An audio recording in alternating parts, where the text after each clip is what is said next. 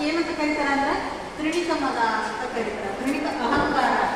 ಅವ್ರಿಗೆ ಗೊತ್ತಿಲ್ಲ ನಾನು ಒಂದು ತೃಣಕ ಸಮಾಜದಲ್ಲಿ ನಾ ಇಲ್ಲ ಅಂದ್ರೆ ಈ ಜಗತ್ತು ನಡೀತೀವಿ ಅಂತ ಹೇಳಿ ಅದಕ್ಕೆ ಹೇಳ್ತಾರೆ. ಎಷ್ಟು ಇದ್ರು ನಮ್ಮ ಜಾನಪದದೊಳಗೆ ಏನಂತಂದ್ರೆ ಅಕಸ್ಮಾತ್ ಅಮಾವಾಸ್ಯೆ ನಿಲ್ಲಂಗಿಲ್ಲ, ನಾವು ಸತ್ರ ಅಮಾವಾಸ್ಯೆನೂ ನಿಲ್ಲಂಗಿಲ್ಲ, ಎಲ್ಲರೂ ನಡೀತಿರ್ತೈತಿ. ಆದ್ರೆ ಹೋದವ್ರು ಮಾತ್ರ ಮಾಡ್ತಿದ್ದು ಆರಾಮಿರ್ತಾರೆ. ನಾವು ಎಲ್ಲರೂ ಇದ್ದವ್ರು ಏನು ಮಾಡ್ತೀವಿ, ನಾವೇನು ಉಣ್ಬೇಕು ಅದು ನಾವು ಉಂಡು ಆರಾಮಾಗಿರ್ತೀವಿ. ಅಂದ್ರೆ ಇವತ್ತು ನಾವು ಇಲ್ಲ ಅಂದ್ರೆ ಜಗತ್ತು ನಡೀತೈತಿ ಅಂತನಕ ಇದೊಂದು ಉದಾಹರಣೆ. ಒಬ್ಬರು ಬಹಳಷ್ಟು ಶ್ರೀಮಂತ ಒಂದು ಹೆಣ್ಮಗಳು ಇದ್ದಂತ. ಆ ಹೆಣ್ಮಕ್ಳ ಹೆಂಗ ಅಂತಂದ್ರೆ ಈಗ ನಾ ಇಲ್ಲ ಅಂತಂದ್ರೆ ಮನೆ ಏನೂ ನಡೆಯಂಗಿಲ್ಲ. ಅತ್ತಿ ಮಾವು ನೋಡ್ಕೋಬೇಕು, ಮಕ್ಕಳು ನೋಡ್ಕೋಬೇಕು, ಆಮೇಲೆ ಗಂಡ ಆಫೀಸ್ಗೆ ಹೋಗೋದು, ಯಾರು ಎದಕ್ಕೆ ಕರೆದ್ರೆ ಫ್ರೆಂಡ್ಸ್ ಎದಕ್ಕೂ ಹೋಗ್ತಿರಂಗಿಲ್ಲ. ಅವಾಗ ಏನು ಮಾಡ್ತಾನ ಅಂತಂದ್ರೆ ಎಲ್ಲರೂ ಹೇಳ್ತಾರೆ, ಗಂಡ ಫ್ರೆಂಡ್ಸ್ ಹೇಳ್ತಾರೆ, ಎಲ್ಲರೂ ಹೇಳ್ತಾರೆ ನಾನು ಬಂದ್ರೆ ನಮ್ಮ ಅತ್ತಿ ಮಾವು ನೋಡ್ಕೊಳ್ಳೋರು ಯಾರು, ಆಮೇಲೆ ಮಕ್ಕಳಿಗೆ ಡಬ್ಬಿ ಕಟ್ಟಬೇಕು, ಮಕ್ಕಳಿಗೆ ಮಾಡೋರು ಯಾರು, ಆಮೇಲೆ ನಾನು ಒಂದು ತಾಸು ನಾವು ಹೊರಗೆ ಹೋಗೋದು ನಮ್ಮ ಜೀವನ ನಡೆಯಂಗಿಲ್ಲ ಅನ್ನೋ ಮಟ್ಟಿಗೆ ಆಕೆ ಏನು ಮಾಡ್ತಿರ್ತಾಳ ಅಂತ ಹೇಳ್ತಿರ್ತಾಳ. ಅವಾಗ ಅಕಸ್ಮಾತ್ ಹಿಂಗೆ ಒಂದು ಏನೋ ಇದಾಗಿ ಆ ಹೆಣ್ಮಗ ಕಾಯಿಲೆ ಬಿಡ್ತಾರೆ. ಕಾಯಿಲೆ ಬಿದ್ದು ಏನಾಗ್ತೈತಂದ್ರೆ ಆಕೆ ಸತ್ತು ಹೋಗ್ಬಿಡ್ತಾಳ. ಸತ್ತು ಹೋಗ್ತಾ ಅಷ್ಟರೊಳಗೆ ಒಬ್ಬ ಹೆಣ್ಮಗಳು ಏನು ಕೇಳ್ತಾ ಅಂತಂದ್ರೆ ಯಾವುದೋ ಒಂದು ಇದು ಕಾರ್ಯಕ್ರಮದ ಸಲುವಾಗಿ ಯಾವುದೋ ಒಂದು ಇದ್ರ ಸಲುವಾಗಿ ನಾವು ಒಂದು ಸ್ವಲ್ಪ ದಿವಸ ಬೇರೆ ಯಾವುದೋ ಒಂದು ಟೂರ್ಗೆ ಹೋಗ್ಬಿಡ್ಬೇಕಂತ ಕರ್ಕೊಂಡಿನಿ, ಬರ್ರಿ ಅಂತಂದು ಕರೀತಾನೆ. ಅವಾಗ ಆಕೆ ಏನು ಹೇಳ್ತಾ ಅಂತಂದ್ರೆ ಇಲ್ಲ ನನ್ನ ಮನೆಯೊಳಗೆ ಭಾಳ ಜವಾಬ್ದಾರಿ ಅದಾವು, ನಾ ಇವನ್ನೆಲ್ಲ ಬಿಟ್ಟು ಬರಕ್ಕೆ ಆಗಂಗಿಲ್ಲ ಅಂತ ಹೇಳ್ತಾ. ಅವಾಗ ಇಲ್ಲ ಯಾರೋ ನಡೆಸ್ತಿರ್ತಾರ, ನಡೀತಿರ್ತೈತಿ, ಬಾ ಹೋಗೋಣ ಅಂತ ಕರೀತಾರೆ ಫ್ರೆಂಡ್ಸ್. ಆದರೆ ಯಾರಿಗೂ ಬರಂಗಿಲ್ಲ. ಆಕಿ ಕೊನೆಗೆ ಏನಾಗ್ತೈತಿ ಅಂತಂದ್ರೆ ಆ ಹೆಣ್ಮಗಳು ಕಾಯಿಲೆಗೆ ಬಿದ್ದು ಏನು ನೋಡಂಗಿಲ್ಲ, ಏನಿಲ್ಲ, ಏನು ಅನುಭವಿಸಂಗಿಲ್ಲ, ಸತ್ತು ಹೋಗ್ತಾ. ಸತ್ತು ಹೋಗಿಂದ ಸ್ವಲ್ಪ ಒಂದು ವಾರ ಭಾಳ ದುಃಖದೊಳಗೆ ಇರ್ತಾರೆ. ಇಡೀ ಮನೆಯದವರು ಎಲ್ಲ ಇದು ಇರ್ತಾರೆ. 2 ವಾರ ಆರಾಮಿಲ್ಲಂಗೆ ಇರ್ತಾರೆ. 3ನೇ ವಾರ ಗಂಡ ಏನು ಮಾಡ್ತಾನೆ ಅಂತಂದ್ರೆ ಮಕ್ಕಳನ್ನ ನೋಡ್ಕೊಳಕ್ಕೆ ಒಬ್ಬಕ್ಕೆ ಆಯನ್ ಒಂದು ಹೆಣ್ಮಗಳನ್ನ ತೊಗೊಂಡು ಬಂದಿರ್ತಾನೆ. ಒಂದು ಆಳು ಮಕ್ಳಿಗೆ ಡಬ್ಬಿ ಕಟ್ಟಕ್ಕೆ, ಅಡುಗೆ ಮಾಡಕ್ಕೆ, ಮಕ್ಕಳನ್ನ ಸ್ಕೂಲಿಗೆ ಬಿಟ್ಟು ಬರೋಕ್ಕಂತಾನೆ ಒಂದು ಆಳು ತಗೊಂಡ್ತಾನೆ. ಆಮೇಲೆ ತಂದೆ ತಾಯಿ ನೋಡ್ಕೊಳಕ್ಕೆ ಒಬ್ಬ ಸಿಸ್ಟರ್ಸ್ನ ಆಯ್ಕೆ ಮಾಡ್ತಾನೆ. ಭಾಳ ಶ್ರೀಮಂತ ಇರ್ತಾರಲ್ಲ, ಸಿಸ್ಟರ್ನ ಆಯ್ಕೆ ಮಾಡಿ ಇಟ್ಕೊಂಡ್ತಾನೆ. ಮನ್ಯಾಗನೇ ಎಲ್ಲದೂ ಅವ್ರು ವ್ಯವಸ್ಥಿತವಾಗಿ ನೋಡ್ಕೋಬೇಕು. ಹಾಗೆ ಒಂದು ವ್ಯವಸ್ಥಿತ ಸುಸಜ್ಜಿತವಾದಂಥದ್ದೊಂದು ಇದನ್ನ ಇಟ್ಕೊಳ್ತಾನೆ. ಆಮೇಲೆ ತನ್ನ ಆಫೀಸ್ಗೆ ಅದು ಹೋಗೋ ಮುಂದೆ ಅದನ್ನೆಲ್ಲ ನೋಡ್ಕೊಳಕ್ಕೆ ಒಬ್ಬ PN ಇಟ್ಕೊತಾನೆ, ಪರ್ಸ್ನಲ್ ಅಸಿಸ್ಟೆಂಟ್. ಆಮೇಲೆ ಮನೆಯೊಳಗೆ ಎಲ್ಲ ಕೆಲಸ ಮಾಡೋಕ್ಕೂ ಒಬ್ಬ ಗಂಡು ಮಗ ಒಂದು ಹೆಣ್ಮಗಳನ್ನು ಇಟ್ಕೊಂಡು ಜೀವನ ಚಂದ ನಡೀತಿರ್ತೈತಿ. 1 ತಿಂಗಳು ಆದಮೇಲೆ ಒಂದು ಭಾಳ ಕ್ಲೋಸ್ ಫ್ರೆಂಡ್ ಇರ್ತಾಳ, ಆಕೆ ಬರ್ತಾಳ, ಬಂದು ಕೇಳ್ತಾಳ ಈಗ ಹೆಂಗೆ ಭಾಳ ದುಃಖದೊಳಗೆ ಇರ್ಬೇಕು ನನ್ನ ಫ್ರೆಂಡ್ ಹೋದ್ಮೇಲೆ.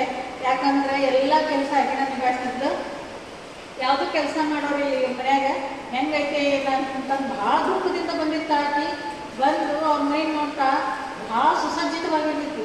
ಇದು ಹೆಂಗೆ ಸಾಧ್ಯ ಅಂತಂತ ಅಂದ್ರೆ ನಾವು 10 ಮಂದಿ ಮಾಡೋ ಕೆಲಸ ಒಬ್ಬರು ಮಾಡೋದಂದ್ರೆ ಯಾವಾಗಲೂ ಆಗಂಗಿಲ್ಲ. ಅದನ್ನು ಯಾವಾಗ ಆ ಟೈಮ್ ನಮ್ಮದು ಒಂದು ಹೊರಗೆ ಬರುವಂಥ ಕೆಲಸ ಐತಿ ಅದನ್ನ ಬಿಟ್ಟು ಬಂದಿದ್ರೆ ಆಕಿದು ಹೆಂಗಿತ್ತ ಏನೋ ಜೀವನಕ್ಕೆ ಅದನ್ನ ಬಿಟ್ಟು ಬರಲಿಲ್ಲ. ಅದರೊಳಗೆ ಮಾಡಿ ಆಕೆ ಸತ್ತು ಹೋಗಿ. ಆದ್ರೆ ಆಕೆ ಇಲ್ಲ ಅಂದ್ರೆ ಜೀವನ ಹೆಂಗೆ ನಡಿತೈತಿ ಅನ್ನೋಕೆ ಆಕಿನ ಗಂಡನ ಕೇಳ್ತಾ, ಆ ಹೆಣ್ಮಗಳು ಕೇಳ್ತಾ ಹೆಂಗೆ ನಡಿತೈತಿ ಅಣ್ಣ, ಈಗ ಹೆಂಗೆ ಜೀವನ ಇದೈತಿ ಅಂತ.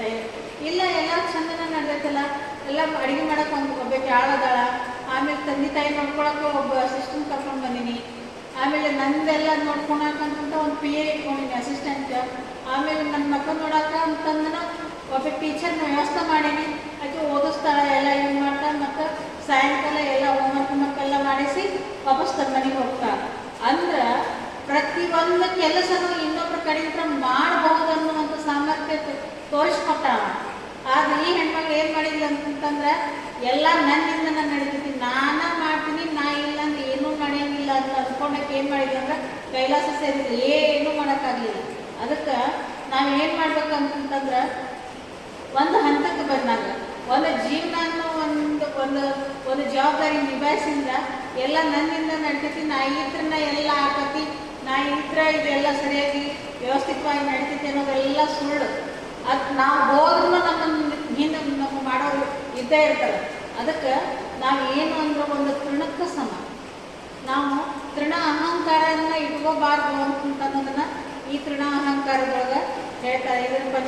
ಇದನ್ನ ಯಾರು ಹೇಳ್ತಾರ ಅಂತಂದ್ರೆ ನಮ್ಮ ಪಂಚಪೀಠಾಧೀಶ್ವರರು ಹೇಳ್ತಾರೆ.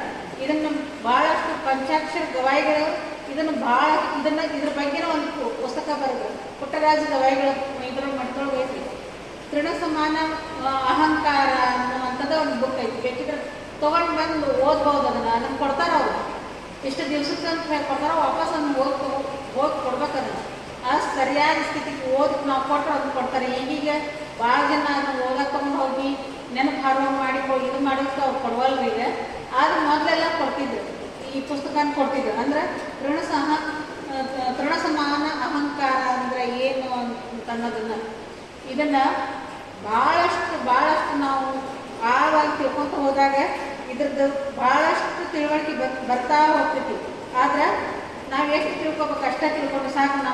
ನಾವು ತೃಣ ಸಮಾನರ ಎಷ್ಟು ತೃಣ ಸಮಾನರ ಅನ್ನೋದನ್ನು ಅರ್ಥ ಮಾಡಿಕೊಂಡು ಸಾಕು ಅಂತ ಹೇಳ್ತಾ ಮುಂದಿನ ಯಾವುದಂದ್ರೆ ಕ್ರೋಧಿನಿ ಮದ. ಕ್ರೋಧಿನಿ ಮದ ಅಂತಂದ್ರೆ ಹೆಂಗೆ ಅಂತಂದ್ರೆ ಎಷ್ಟು ಕ್ರೋಧ ಇರ್ತೈತಿ ನಮ್ಮ ಮನಸ್ಸಿನೊಳಗೆ, ನಮ್ಮ ಇದ್ರೊಳಗೆ. ಅಂದ್ರೆ ಯಾರು ನಮ್ಗೆ ಏನಾರ ಹೇಳಕ್ಕೆ ಬರಲಿ, ನನಗೆ ಎಲ್ಲ ಗೊತ್ತೈತಿ, ನಿಮ್ಮ ಮನೆಯನ್ನು ನೀನು ನೋಡ್ಕೊಂತ ಹೇಳಿ ಇದಕ್ಕೆ ಕ್ರೋಧಿನಿ ಮದ ಅಂತ ಕರೀತಾರೆ. ಕ್ರೋಧ, ಭಯಂಕರ ಕ್ರೋಧ. ಯಾರನ್ನ ನೋಡಿದ್ರು ಸಿಟ್ಟು ಬರ್ತಿರ್ತೈತಿ. ಯಾರು ಏನು ಮಾಡಿದ್ರು, ಏನು ಮಾಡಲಿ, ಇವನ್ನ ಏನು ಹಾಕ್ಕೊಂಡು ಬಡೀಲಿ, ಹೆಂಗೆ ಮಾಡಲಿ ಅಂತಂದಿರ್ತೈತಿ ನೋಡ್ರಿ. ಅವ್ರಿಗೆ ಏನು ಅಂತಂದ್ರೆ ಕ್ರೋಧಿನಿ ಮದ ಅಂತಂದಿರ್ತೈತಿ. ಆ ಕ್ರೋಧಿನಿ ಮದವನ್ನು ಹೆಂಗೆ ಅಳಿಸ್ತಾರ ಅಂತಂದ್ರೆ ಇದನ್ನು ಏನಿಲ್ಲ, ಬರೀ ಧ್ಯಾನದಿಂದನೇ ಇದನ್ನು ಅಳಿಸಿ ಹಾಕ್ತಾರೆ. ನಮ್ಮಲ್ಲಿ ಭಾಳಷ್ಟು ಒಂದು ಮೆಡಿಟೇಷನ್ ಒಂದು ಕ್ಲಾಸ್ ನಡೀತೈತಿ ಮೈಸೂರೊಳಗೆ. ಅದರೊಳಗೆ ಕೆಲವೊಂದಿಷ್ಟು ಓಶೋ ಮೆಡಿಟೇಷನ್ಸ್ ಅಂತದವು. ಆ ಓಶೋ ಮೆಡಿಟೇಷನ್ಸ್ನೊಳಗೆ ಈ ಕ್ರೋಧಿನಿ ಮದವನ್ನು ಹೆಂಗೆ ಮರ್ದನ ಮಾಡಬೇಕು, ಈ ಅಹಂಕಾರವನ್ನು ಹೆಂಗೆ ಸುಟ್ಟು ಹಾಕ್ಬೇಕು ಅನ್ನೋದು ಒಂದು ಮೆಡಿಟೇಷನ್ ಮಾಡ್ತಾರೆ. ಸುಮಾರು ಒಂದೂವರೆ ತಾಸು ಮೆಡಿಟೇಷನ್. ಅದನ್ನು ಹೆಂಗೆ ಮಾಡ್ತಾರೆ